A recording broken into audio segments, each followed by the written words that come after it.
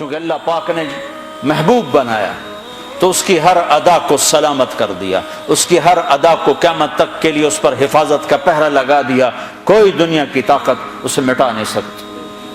آپ کی ادائیں تو ادائیں ہیں، میرے نبی کی تو بکریوں، اونٹ، گھوڑوں کے نام بھی لکھے پڑے۔ آپ نے 2 خچروں پہ سواری کی، تاریخ نے ہمیں نام دے دیے، ایک کا نام دلدل، ایک کا نام فضہ۔ 2 گدھوں پہ سواری کی، جی 2 گدھے پہ سواری کی بات ختم ہو گئی؟ نہیں، میرے حبیب نے کی ہے، ان کے نام بھی لکھوائے جائیں۔ ایک کا نام تھا عفیر، ایک کا نام تھا یعفور۔ اور یعفور کی عجب کہانی آپ کو سناتا ہوں۔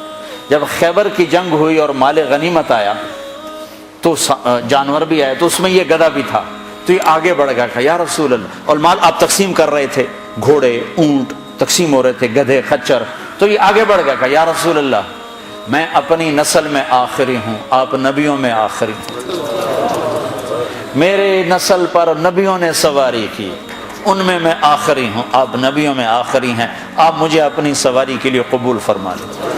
تو آپ نے یعفور کو اپنے حصے میں لے لیا۔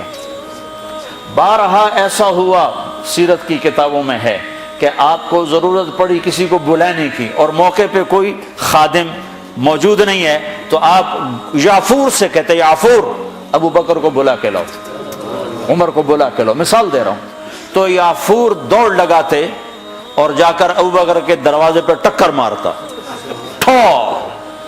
جب وہ صحابی باہر نکلتے تو دیکھتے آگے یعفور کھڑا، اچھا اللہ کے نبی نے بلایا ہے۔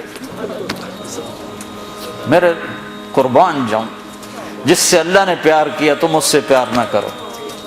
خالی ایک کانفرنس کر دو، 12 دن کے لیے نبی بن جاتے ہیں، 12 دن کے بعد نہ تمہیں یاد ہے کون ہے محمد رسول اللہ، نہ کسی اور کو یاد ہے کون ہے محمد رسول اللہ۔ جیسے صرف 12 دن کے لیے، ربیع الاول کے 12 دن کے لیے ہے ہمارا نبی، باقی کوئی نہیں ہے۔ 10 دن کے لیے ہے حسین کی شہادت، باقی کوئی نہیں ہے۔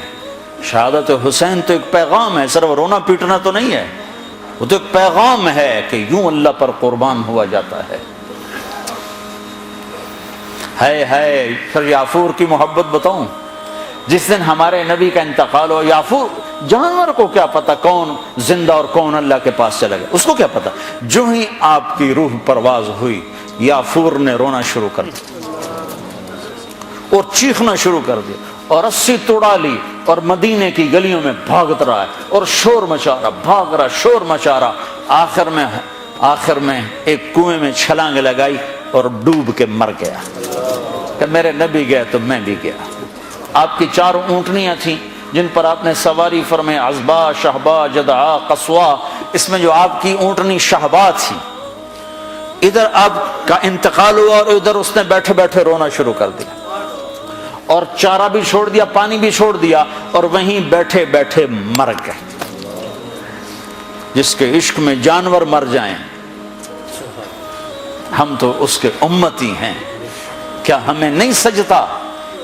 یہ حلیہ مولوی صاحب کا حلیہ نہیں ہے، یہ محمدی حلیہ ہے، میں نے نقل اتاری ہے۔ نقل مار کے پاس نہیں ہو جاتے، اپنے نبی کی نقل تو اتارا۔